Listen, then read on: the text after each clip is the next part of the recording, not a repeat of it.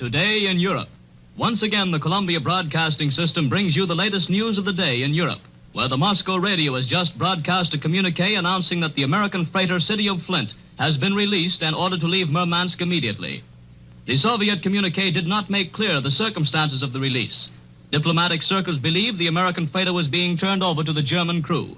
First tonight, we turn to Columbia's Continental Representative William L. Shirer, who brings you the news from the German capital. Go ahead, Berlin. Good evening. This is William L. Shirer in Berlin. As might have been expected, the Soviet note to Great Britain protesting against the British blockade is the big story in Berlin tonight. The Berlin papers play it for all it's worth, with double-column banner lines screaming across the front pages.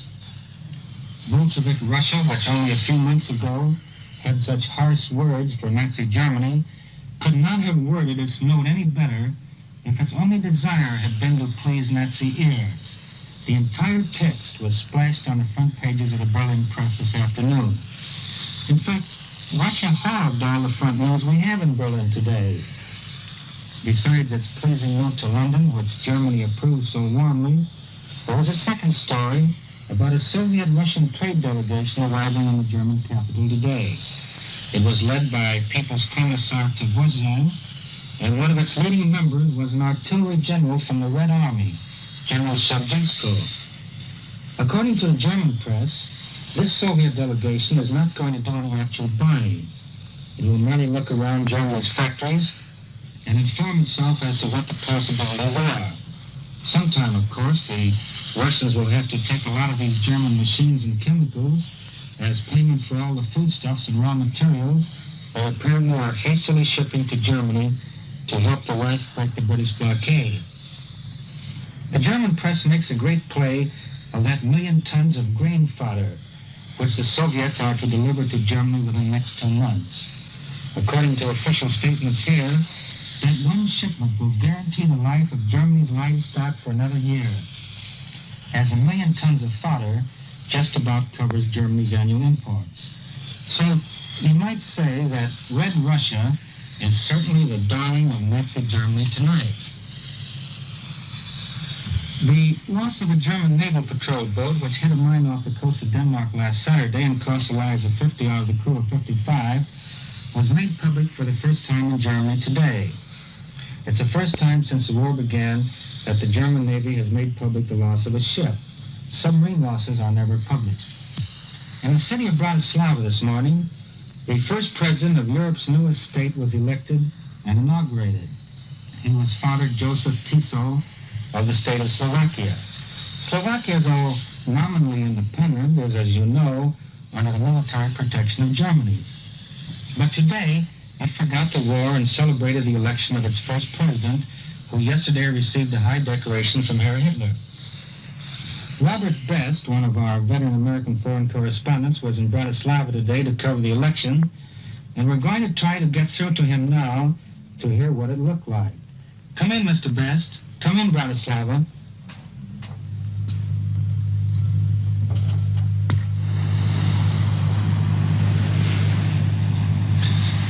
My friends, here in Bratislava, the capital city of Europe's newest state and the world's youngest republic, there blossomed today a national tree, the seed of which was planted in our own United States approximately 21 years and 5 months ago. The tree in question is the state of Slovakia. The seed from which this state has sprung is the history-making pact concluded between a group of prominent Czechs and Slovaks in Pittsburgh, Pennsylvania, on May 30th, 1918. The blossoms which appeared today on this tree converted it from a state without definite form into a constitutional republic headed by an authoritarian president. What fruit this tree will ultimately bear is a matter for the future. At the moment, in the opinion of many observers, it promises well. Slovakia's first president is a Catholic priest, Dr. Joseph Tiso, the son of extremely poor parents. To the presidency, he was raised at 11 o'clock this morning in a short but impressive ceremony in the main auditorium of Bratislava University, the home of Slovakia's parliament until a normal building can be constructed. Here, in a session attended by the local diplomatic corps and several hundred of Slovakia's most distinguished citizens, as well as a number of foreign guests, Parliament elected Father Tiso President of the Republic by a unanimous vote and inducted him into office within less than 1 hour. And even this short hour included a recess to permit the Speaker of Parliament to go to a nearby building, inform Tiso of his election, and escort him to the enthusiastic assemblage. Tiso took the oath of office as president in priestly attire before a golden crucifix flanked by burning candles. The atmosphere was one of almost religious intensity. At intervals during the ceremony, tears filled the eyes of several members of the audience, this being especially the case with Tiso's father and mother, both of whom were privileged to be present and witness their son's elevation to that of the state's first citizens. From the university, Tiso drove to the newly adapted presidential palace in a coach drawn by 4 white horses, through beflagged streets lined by a cheering and flag-waving populace attired to a large extent in a richly embroidered and highly picturesque Slovak national costume. Before his coach marched an infantry company of the Guard Regiment, and behind him a squadron of cavalry. After receiving deputations of various groups who came to the presidential palace with felicitations, Tiso, as his first informal presidential declaration, asked me to extend cordial greetings from him to my audience, and more particularly to the American Slovaks, and to assure them in his name that he is determined to continue to do his utmost to lead Slovakia to a happy future, and to express in advance his thanks for every act of everybody who contributes toward closer relations between Slovakia and all other states. When planting the seed of the present Slovak state in Pittsburgh during the last year of the World War, many who had a hand in this work visualized a growth different from that into which Slovakia has developed. Most of those who were party to this treaty, in fact, hoped and expected that it would thrive as a sort of twin tree, so to speak, together with the Czech nation in a state of Czechs and Slovaks. Tiso himself believedly tried for years to nurse the young tree in this direction. Last winter and springtime, the storms of fate severed the twins, however, and led Tiso to the decision that the Slovak nation must be turned again toward her historical position 1,000 years ago, namely toward an independent state. Through a series of highly important developments, that decision led straight to today's ceremonies and to Slovakia's position in the Society of Nations.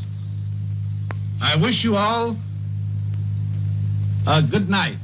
We are now after midnight in Bratislava. Goodbye.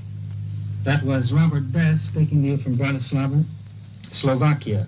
We're back in Berlin now, and I return you to Columbia in New York. You have heard from William L. Shirer and Robert Best of the United Press giving his account of today's activities in Bratislava, capital of Slovakia. And now for news from Edward R. Murrow in the British capital, we take you to London. This is London. Mr. Chamberlain gave his weekly review of the war today. He dismissed operations on the Western Front as being of very little importance. He said that Britain's merchant ship losses totaled 22,715 tons. Germany has lost 28,367 tons, a net gain for Britain of nearly 6,000 tons. The Prime Minister answered Herr von Ribbentrop's speech. There was a denial that Britain had plotted for war. The documents had been published. The world could judge, said Mr. Chamberlain. Now, it's of course true that some of the documents have been published, but not all. We have not yet had a blue book on the British-Russian negotiations, nor do we know exactly what happened in the exchanges between Britain and Poland preceding the outbreak of war. Some time will probably pass before those chapters are published. London has made no official reply to the Soviet note refusing to recognize the British contraband list. But it is pointed out here that both the list and procedure are similar to those issued by the Russian government at the outbreak of the last war. that may not prove to be a very strong argument with the present Russian government. Tonight, the House of Commons has been talking about India. Mr. Wedgwood Benn led off for the Labour Party. He posed Mr. Gandhi's two questions. What are your war aims? And if they are to secure freedom, then are we to share in that freedom? Mr. Benn did not believe that India should be asked to wait indefinitely, but he agreed that immediate legislation was impracticable. He wanted India to have a more direct responsibility for the conduct of the war and the peace. Sir Samuel Hoare, replying for the government, pointed out that many divisions exist within India. Britain, he said, had responsibilities to the minorities. The Home Secretary saw no reason why the Viceroy should not place certain Indian political leaders at the head of important departments. Sir Samuel spoke of the possibility of non-cooperation in India. The King Emperor's government must be carried on, and it would be carried on with efficiency, strength, and justice, he said. The answer to those Indians who advocate non-cooperation was in that last sentence.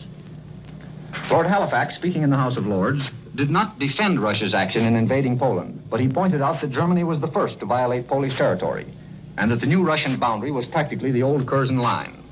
The Foreign Secretary hoped that good relations between Russia and Turkey would continue, and he said that the government was considering more trade agreements with Russia.